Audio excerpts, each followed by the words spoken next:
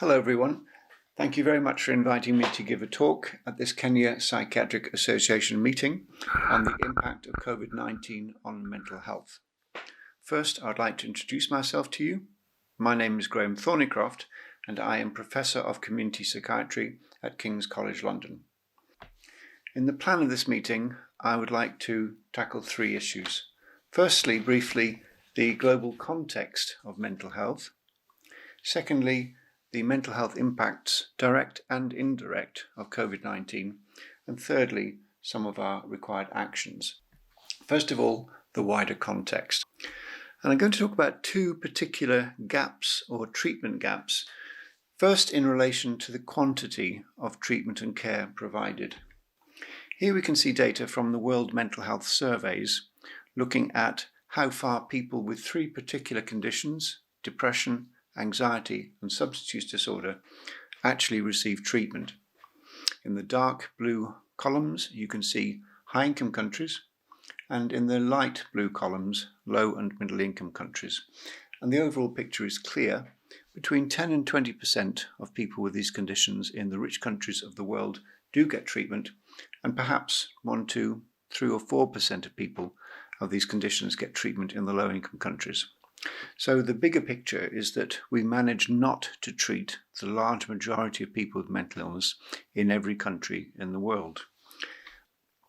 But also we need to think about the quality of care that is provided, where and when it is provided.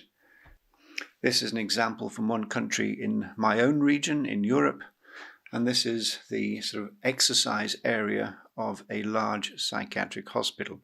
And we can see, I think, that none of us, and I think perhaps none of our family members, we would want to have treated in these prison-like conditions. So we have two huge challenges, the quantity and the quality of care being provided for people with mental illness. So it's in this context I'd like us to think about the impacts during this year in 2020 of the COVID-19 pandemic. I'm going to revert to sources from a couple of recent papers I've done with colleagues. This first one is about the impact upon communities, and the impact more specifically upon people in low and in middle income countries, written with my colleagues Daniel Vigo from Canada and Oye Gureje from Nigeria. And I'll cover the impacts under these four main headings. First, on the general population. Second, upon people with pre-existing mental illness. Third, first responders and healthcare and staff directly providing services. And fourth, the impacts on people who are or who have been infected by COVID-19. So let's think first about the general population. Well, certainly in many countries in my region in Europe, and I think elsewhere in the world, we've seen manifestations of what's sometimes called health anxiety, stockpiling. Sometimes it's pasta or rice or dry goods or milk powder. Sometimes it's toilet paper and so on. But also increasingly over time, as the mortality rate rises, the mental health consequences of grief, loss, sometimes multiple grief. Many people also find that the uncertainty caused by the pandemic, for example, in terms of lockdown or reduced social and economic opportunities, cause symptoms that we would perhaps recognize as those of common mental disorders. So more anxiety, more depression, more insomnia, more irritability in the general population. And now we're beginning to see papers showing increasing rates of common mental disorders over time during this year. Also certainly in European countries, it's been found that there are increasing rates of alcohol use among those who already were using alcohol pre-pandemic. But it seems to me that the bigger story is actually the impacts of economic recession and austerity over time indirectly, which may come to be seen as dwarfing the direct mental health implications. Now, it's interesting that the pattern of spread has been really quite different in different types of countries. We can see here, for example, that the uptick of the cases surged, certainly in my country, but then began much more slowly, for example, in India, but then rapidly accelerated later on. So it's very difficult to generalise across countries, and I'm not familiar with the situation in Kenya, so I won't attempt to overgeneralise from my own experience. What we do know, however, from data from different countries published by the United Nations is that although there are some variations, there are some big picture findings. For example, on rates of distress within the whole population, here between 1 and 2/3 of the whole population in different countries showing distress measured in the first 3 to 4 months of the pandemic by the UN.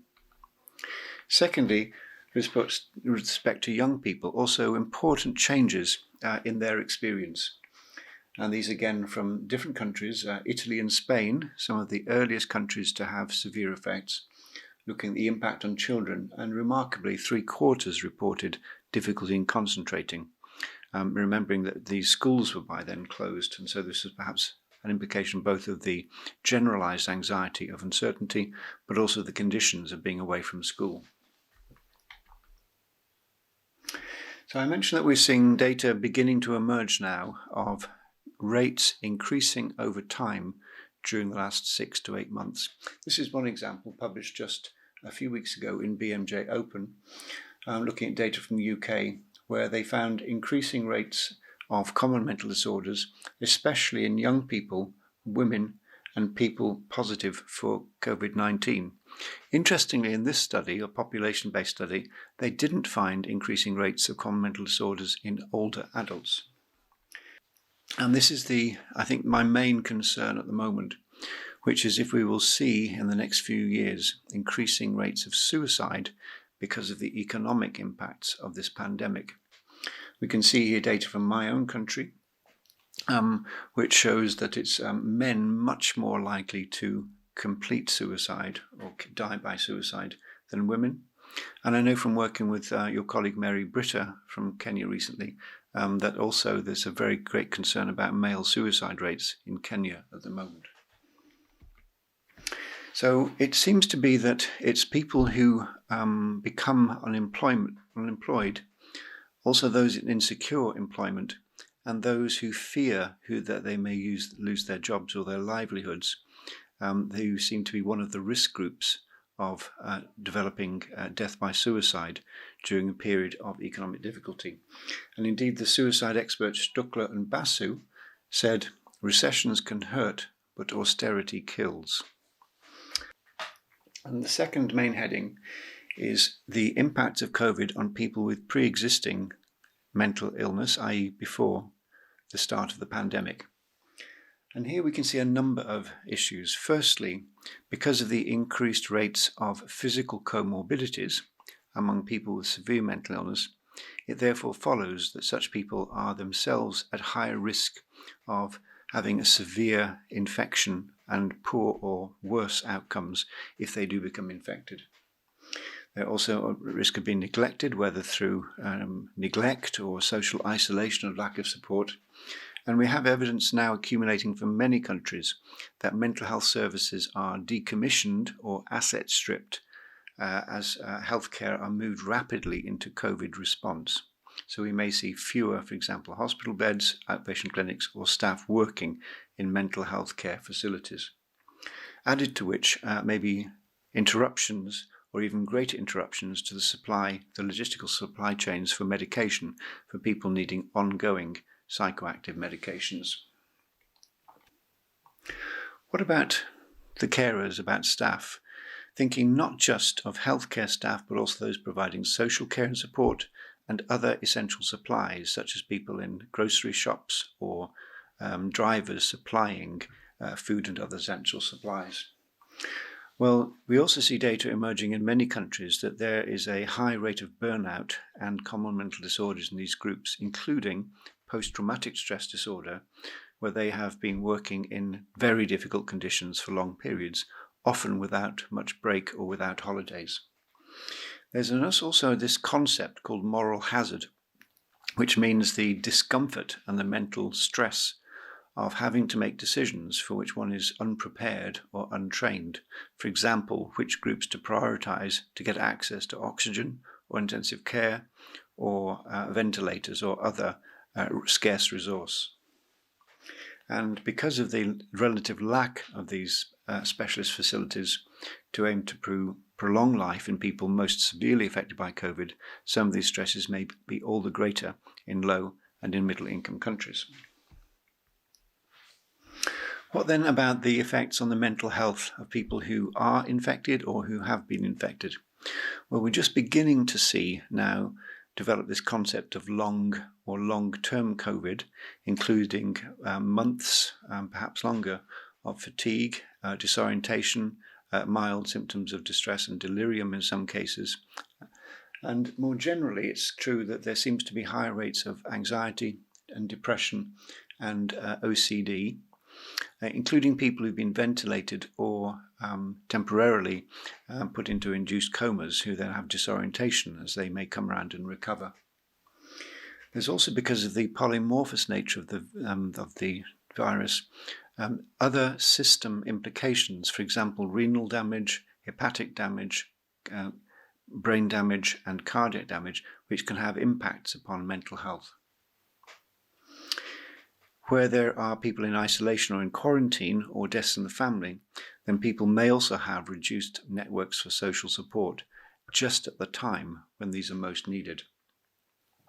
And we're seeing as well examples from around the world of stigmatization, social exclusion, shunning of people either with the infection or who have had the infection, or people who are suspected of having any contact with the virus, including of healthcare staff.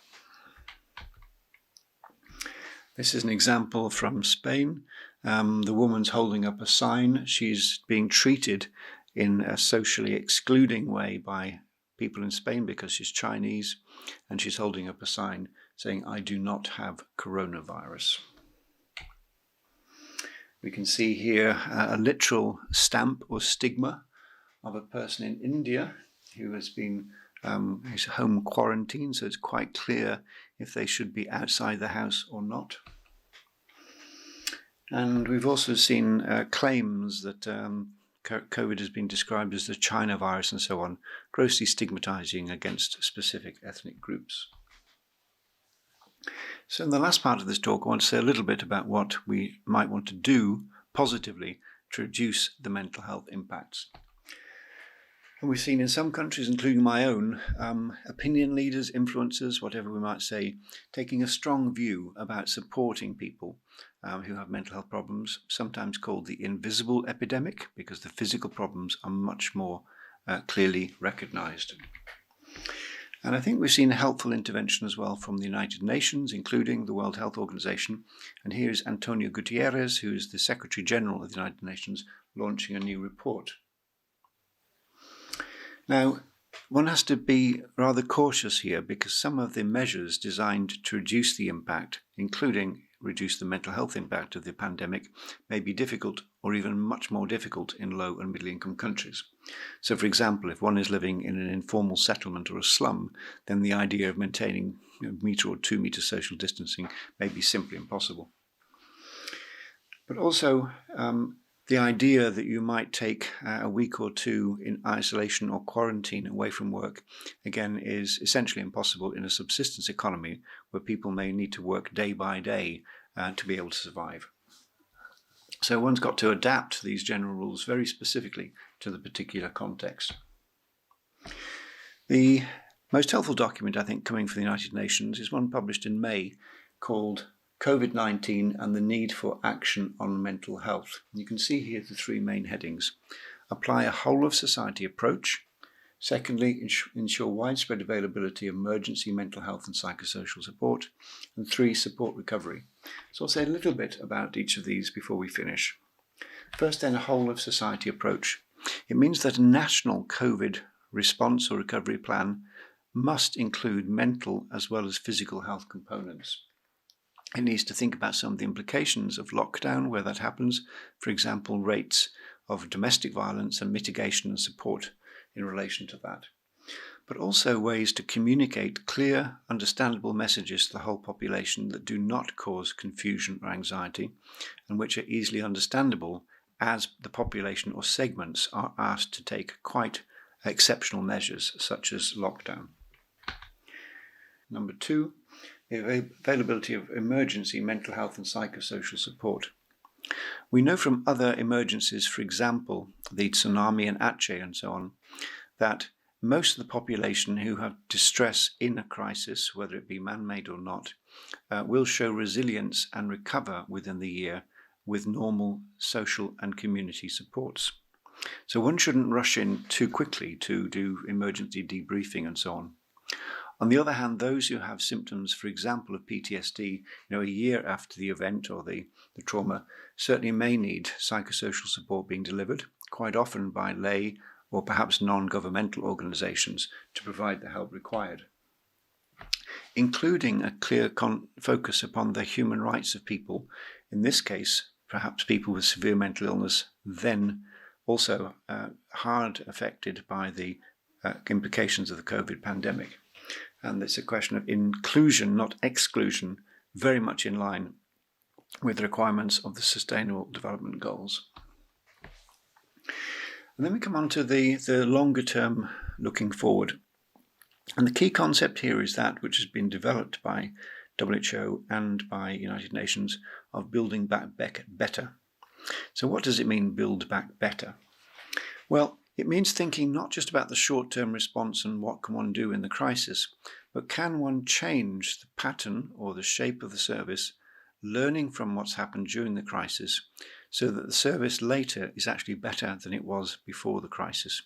And one example here is use of remote consulting. Now, in many countries, low or medium or high income countries, there's been a remarkable rapid transfer from in-person consultations to remote types of video or phone or social media or other chat lines and so on, or text messaging consultations, which then makes the locus, the place of the patient or the doctor and so on, or the nurse, largely immaterial. It's much more a question of access, if there's a digital divide or people can get access to such support, upon the availability of the help, upon the fee structure, tariff rates and so on, and whether the help is actually given in a professional way.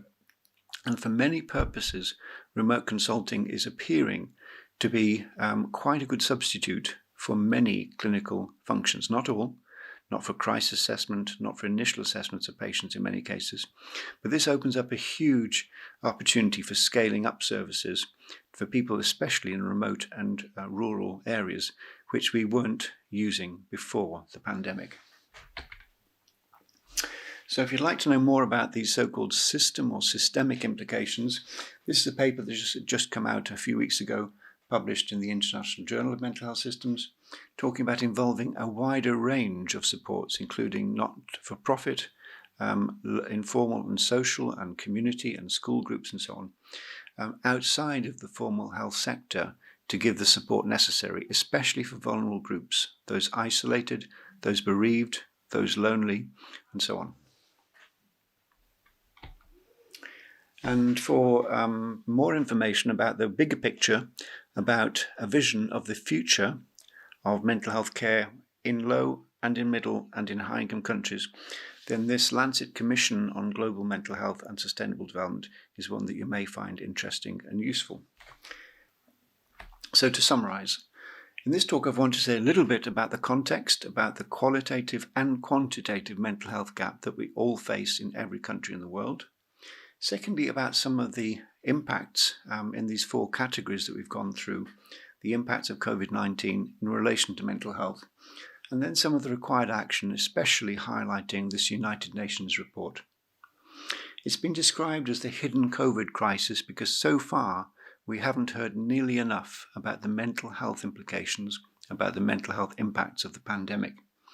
Indeed, some colleagues in China have published the idea that it's a parallel epidemic running to have these huge mental health destructive impacts alongside at the same time as the physical health impacts of the pandemic. So on that note, I would like to finish the talk. If you'd like more information about this or some of the papers I've mentioned, please do contact me, and here is my email address. So I'd like to wish you all well for this difficult period, and I hope your meeting goes very well, and I hope you and your families stay safe and we can get through this terrible pandemic period. Thank you and goodbye.